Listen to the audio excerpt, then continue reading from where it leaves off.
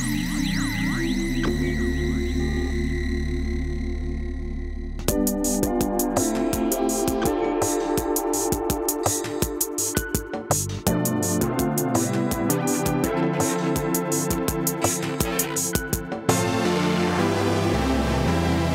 and welcome. I'm your host, Jeff Schellenberger, and this is Compact Conversations, the podcast where I sit down with a Compact contributor to discuss one of our articles. Today I'm joined by Will Thibeau, who's just contributed a piece for us on why the military ditched merit. So thanks for joining me, Will. Yeah, thanks, Jeff. Thanks for hosting me here and on the website. So Will is the director of the American Military Project at the Center for the American Way of Life. And the piece he's written for us is kind of a précis or a shorter version of some of the material in a much longer report that he's written about this question of merit in the military and the way that various kinds of DEI programs have called that into question as a value and undermined it. So perhaps to begin, if you could just kind of give us the broader summary of what your findings were and why this is an important story.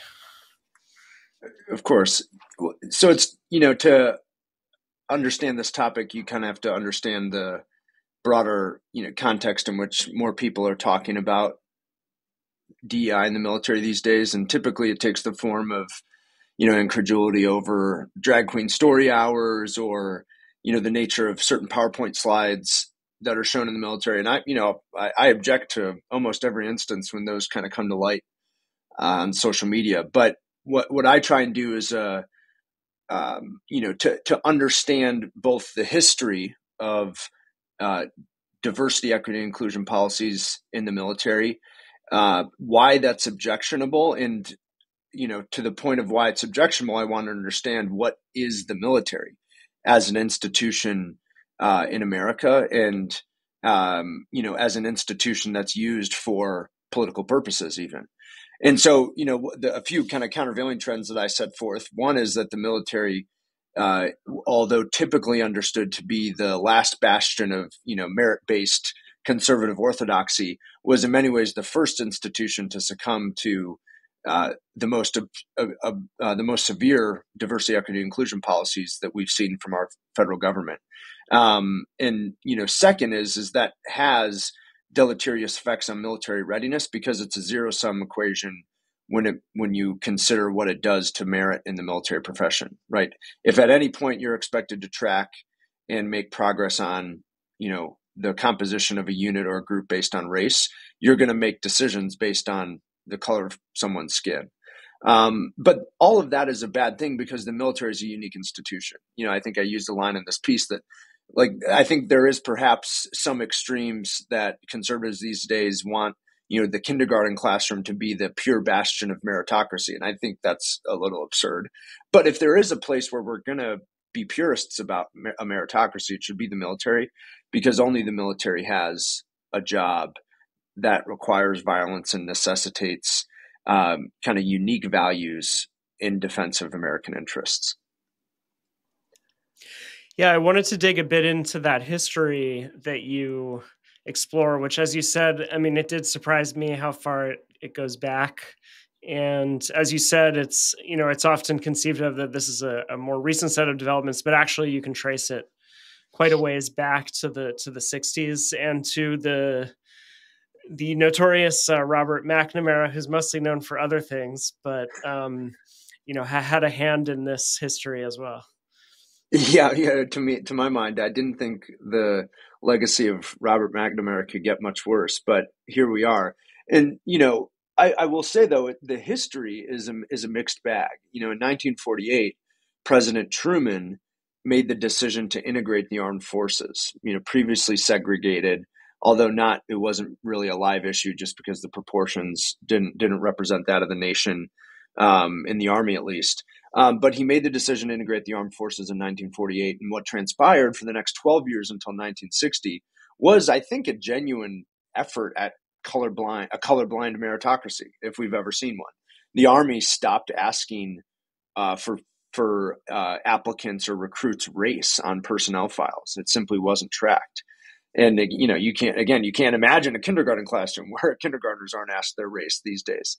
But that changed in the 60s. I don't know, because of or in addition to, but alongside the broader political crisis of the nation. But then it specifically changed as a result of federal law, the 1964 Civil Rights Act, which imbued in federal policy the expectation for proportional representation by race in all institutions of the federal government, and frankly, many institutions, public or otherwise. And so Secretary McNamara in 1965, just after the act was passed, made it explicit in speeches in front of the Association of the United States Army that the military would be the first federal institution to reflect the proportional standards of equality that were dictated by the Civil Rights Act. And so that meant nothing less than race quotas. And by quota, I mean any numerical goal that defines the composition by race and eventually, by sex of a unit or an organization or a group. What he set up, he set up a lot of infrastructure alongside that to usher in this to be reality. One of those things was the Defense Race Relations Board, which in many ways was kind of a purity board that would kind of vet and ensure accountability to these standards. It was eventually the precursor to trainings on discrimination, what we would see today as critical race theory. It all kind of started with this in the Department of Defense. And that's a story that I don't think we know enough about. We think of it as this neutral institution that just fights wars and nothing else. But I think the story is much more complicated. Yeah, I find that extremely interesting. And one thing I was curious about is, between the period in which McNamara is laying out these policies and the present, one of the major shifts that happens is from, controversially having the draft during the Vietnam War to the all-volunteer model of the military.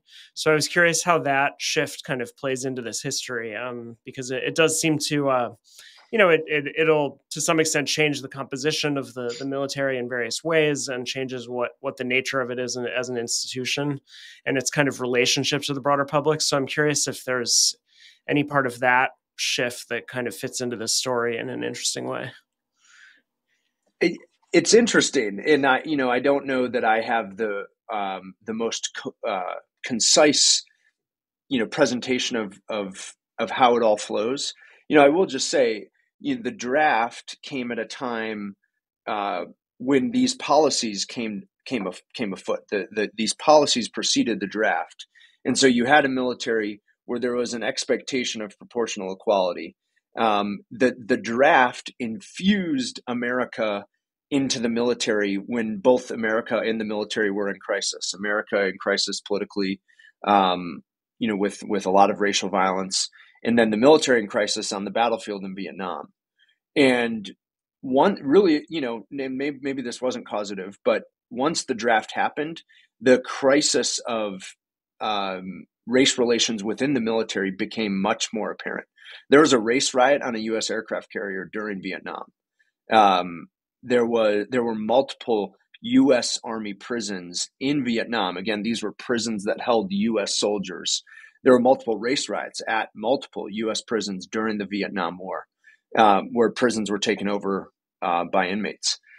And in 1971 alone, the Marine Corps noted over 1,000 instances of racial violence. So, it wasn't going well by any means. Now, the transition to an all-volunteer force is a unique one. I can't, obviously there are a lot of reasons you could say it happened, but it didn't stop the demand for diversity, equity, inclusion. And in many ways, it increased the necessity that policies be in place, which made the reality of proportional equality true and apparent. West Point had race and eventually sex quotas for the first time in the late 60s and 1970s, and they still do today. Women were allowed into West Point in 1973 for the first time. That's not quite a race quota, but it's a continuation of the infusion of ideologies that are, I think, more suited to the American civilian life than they are the military. That all continued in the all volunteer force, and I think in many ways, the muscular military expansionism of the Reagan years, provided this cover, this veneer for this to continue. And just the last thing, the Bill Clinton administration, I think, was the final time that the veneer was firmly in place. Bill Clinton campaigned on allowing homosexuals to serve in the military in 1992. It was a pretty radical policy proposal, and even every Marine Corps and Army general submitted a resignation letter on his inauguration day in 1993. He relented, and don't ask, don't tell. A really complicated policy resulted. So I'm not kind of necessarily arguing on the merits there. But I think it kind of started this 34-year journey where the rights and ideologies prevalent in American life were seen as necessary for military life too. Something else that struck me, we published something that touched on this quite a while ago, but the centrality of military families to military recruitment, right? That basically you have multi-generational military families as kind of a major source of recruits, and that this has been a problem lately, as I understand it. That fewer and fewer people from these families, and in fact, at least anecdotally, there's kind of evidence of like people from military families kind of being told not to join, and I'm kind of curious, it seems like there are a few things that interact with what you're discussing here. One is just that if there is a kind of hereditary quality to this, where a large number of people are coming out of these families, that's going to mean attempts to kind of diversify are going to kind of work against that set of recruitment strategies. And then I suppose just the other thing is, how this. To what extent there's sort of a sense among, these kinds of families and people who've had a strong sense of institutional loyalty of the nature of these policies and how they're changing things, and how that plays into the recruitment problems that the military is facing at the moment. Well, first, there clearly is a problem. Over 80% of U.S. military recruits come from families of veterans, parents or grandparents who are veterans. That's crazy, and I don't think people realize just how isolated the community of military recruits is. But this goes to how we should define the military as an institution. I think many certainly in the Biden administration, even the mainstream narrative is that the military is a place of American civil rights. I don't just mean that for Black Americans. I mean it is a place where the rights you enjoy as an American should be realized.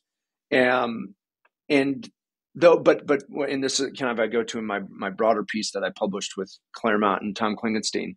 The military, for much of history, American or otherwise, has been a unique institution, almost walled off from public life, because the traits and characteristics that are required to succeed as an individual and as a team in the military are antithetical, certainly, to a liberal democracy. Right? It requires a lot of sacrifice, that up to and including your life. You subjugate your will to the will of the team, which is the last thing you'd hear these days. The military exists by a different set of rules. One vestige that's still in place today is that it's still illegal to have an extramarital affair in the Army under the Uniform Code of Military Justice. So there are there's the vestiges, like I said, of knowing that the military is a unique institution. And so, to your question, when veterans see a policy in place, or they see the media representation of a drag queen on an aircraft carrier deployed to the Persian Gulf, there is this sense of absurdity.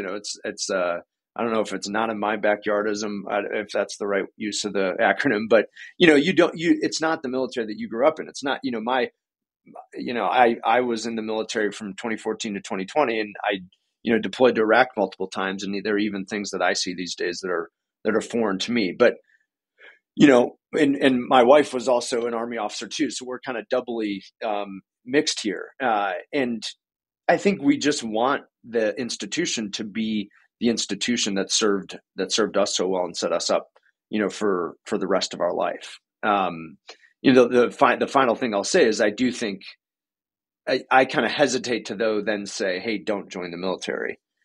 Just because it is the best institution for upward mobility in America. It outpaces college, outpaces Wall Street. There's no other institution that can move you from the middle to the upper class or the lower to the middle class, regardless of your race, than the military. And so it's tough to say that I wouldn't want such an opportunity for my kids, but it's a complicated picture. Was there much of a visible reversal in these policies under the first Trump term, or were there specific measures taken to address this that would be different from what was seen under Obama and Biden? Sadly, not enough. And this is, I told the story of Bill Clinton's first presidential campaign that ushered a very deliberate effort for the establishment political left to seize control of the military leadership class. What you saw starting in 1993 was an increase in the number of civilian professors at places like West Point. You saw the injection of kind of career waypoints where it was beneficial for a military officer to go to an institution of higher education for his master's degree, not just for the social status of going to the Harvard Kennedy School, but also for promotion points. And that, I think, was again a very deliberate effort to reshape the nation's officer corps. And just to kind of put a cap on it, when the military started paying for abortion-related services in 2023, there were no resignations from any general officer. Certainly, I think what many would say is a more direct, dire moral issue. And that continued, obviously, through the Bush administration, was part of those intervening years. And I think, they were so occupied with starting and fighting the global war on terror that there wasn't time for consideration of military personnel policy. And, but to President Trump's credit, I think he tried in many ways. And, the joke I make is that if there is a deep state, it's in the Pentagon, and it exists with uniformed generals who are basically promoted by themselves without any serious consideration from the Senate, who does have the authority and the kind of the statutory responsibility to vet each nominee and vote on each appointment. But almost all the time it's an uncontested vote. And that's why, Senator Tuberville, his effort to hold up over almost 500 nominees in 2023 was so significant because it was the demonstration for really the first time that there were tools that if conservatives actually cared about this stuff, they could use to change policy. And there are going to be things that President Trump, if he wins, needs to do to actually change policy for good that he wasn't able to do the first time. Another thing that struck me is it seems that perhaps diversity as it's defined around race and diversity as it's defined around gender kind of play, or sex play, quite differently in this context. Clearly the military is by many measures, I mean, in aggregate, a very diverse institution racially, right? It's and it's well known, as you said, as a means of social mobility that people of all races have been able to take advantage of and get a lot out of. And so the issue of diversity there then sort of has to do with the composition of particular, say the officer class, and the attempt to kind of make it reflect demographics more broadly, and to kind of engineer it in such a way as to achieve those ends, which, as you show, kind of goes back really to these. And it's interesting in relation to Richard Hanania's book that sort of traces the emergence of a lot of these kind of efforts back to their origins in these kind of ad hoc decisions that were made to sort of try to figure out how to realize the goals of civil rights law, and which clearly it became evident very quickly couldn't be done just kind of spontaneously, and would have to involve this kind of engineering, these kind of social engineering projects. And then so it strikes me like on that level, it's like in aggregate, I think it's very obvious to anybody that the military is very diverse and doesn't have a problem with that. On the other hand, there are sort of these efforts to make the officer class, make that diversity kind of equally distributed at every rank, which is where you get the social engineering, as I understand the way you lay it out. And then the sort of sex aspect of it is quite different insofar as there's clearly some level on which I don't think anybody realistically expects the military to sort of reflect a 50-50 male female societal composition. So although maybe some people claim to, I'm not sure, but nonetheless, there are these kind of efforts, and there are these projects which seem to really as you said, attempts to just deny basic things about like the nature of the specific nature of the institution, and how that's going to just through any time in history going to be reflected in a predominantly, if not exclusively, male composition. So it's striking to me how the picture, I mean, there's sort of significant stuff going on in both realms, but the picture seems somewhat different from those two perspectives, even if it sort of adds up to the same thing, which is this kind of social engineering ambition. Yeah, I think it's really well said. Just to start, on the notion of how social engineering takes place in the general officer ranks, the responsibility of a general officer, at least theoretically or historically, was to command large formations in battle of however battle takes shape. And so typically it requires that a person, a man with combat experience in a combat arms branch, which are typically, and again, this is, quotas in place or not, which are typically predominantly white male. But nonetheless, there's this desire to have, a proper representation. The example is the woman that President Biden chose to be the chief of naval operations. The person who was recommended by Senate leadership, Democrat and Republican, by the Pentagon, and even by national security advisors in the White House, was an admiral with decades of experience in the Pacific. What we're all supposed to believe is the next frontier of the threat to American hegemony. A pilot, experience in wartime in the Middle East, eminently qualified, an engineer, which is important for those naval folks. But he chose a woman who had held a lot of different positions, but she had never deployed to a combat zone, despite there being one for about 20 years. She had her education. She was a journalism major from Northwestern, which perhaps is impressive, but I don't know meets the criteria of military leaders. And was seen as explicitly a pick because of her sex, and so it is very absurd, if you ask me. And I do think the discussion of sex and gender roles in the military is a place of absurdity, although I do think a lot of the widespread harm comes in the form of race quotas.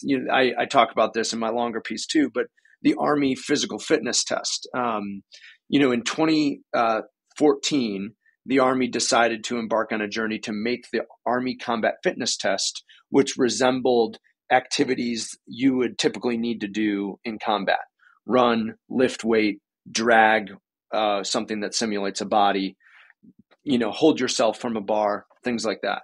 This also came at a time when President Obama ordered the Army to integrate all jobs, combat, special operations, or otherwise, and open those up to women. And so you saw these dual narratives to, make the different roles, regardless of kind of the nature of the job, open to women. But then also a fitness test that was a more objective measure of the kinds of things you would need to do in combat. Well, what we've seen since 2014 and that test came live was the inability to actually embrace a gender neutral standard, kind of in the vision of those who thought it was possible. Women these days are measured on a different scale than men. For example, a man has to do 84 push-ups to get an A plus or a 100%. A woman has to do 42. There were events that were removed from the test, well curated, well funded test, because women didn't perform as well. And it's to me, it's a much clearer and more direct exposition of, again, how absurd some of these efforts are, because you can't force certain jobs in the military to fit everyone. And there is a reasonable discussion to be had on the role of unit cohesion, what is suited for men or women, and if it's really just a question of, hey, if you can do it, you should be a part of this, because we've seen, at least, organizationally, that they're having a hard time making all this work at the same time. So I don't want to take up any more of your time, but just wanted to finish up with a sort of forward-looking question, which is, are there kind of top-level policy proposals that would address, that kind of in or around the current campaign that would address any of these issues that you see kind of as potentially offering a solution, or at least a path forward? Directly, I've urged legislators and other supporters to simply end the tracking and consideration of race and sex as characteristics in personnel and program decisions. Don't measure the proportion of blacks you have in your unit. Don't measure the proportion of white men you have in a unit. Don't expect that as a reporting requirement, and don't allow it. If you can't do those things, you're not going to be evaluated based on those things, and much would actually change. And I even encourage those who would listen to return to the Truman era Department of Defense. Not in every way, in everything the military did under President Truman, but certainly in the way that he stopped tracking race as a category of personnel. It's not crazy to try it, and that it's a unique but very simple solution that I think we all consider to be Pollyannish, but could do a lot of good. And yeah, if you start with those two things, there'd be a lot that gets better. Will, thanks so much. Yeah, thank you, Jeff, and thanks to the Compact team. So the article is how the U.S. military ditched merit, and the larger piece is entitled "Identity in the Trenches," and can be found on the site for the Center for the American Way of Life. And I will put a link to that in the show description. So thanks so much, and thanks to listeners. If you enjoyed this, please consider subscribing to Compact to keep up with everything we publish, compactmag.com/subscribe. And if you enjoy what you're hearing, please rate and review us on your favorite podcast app. Until next time.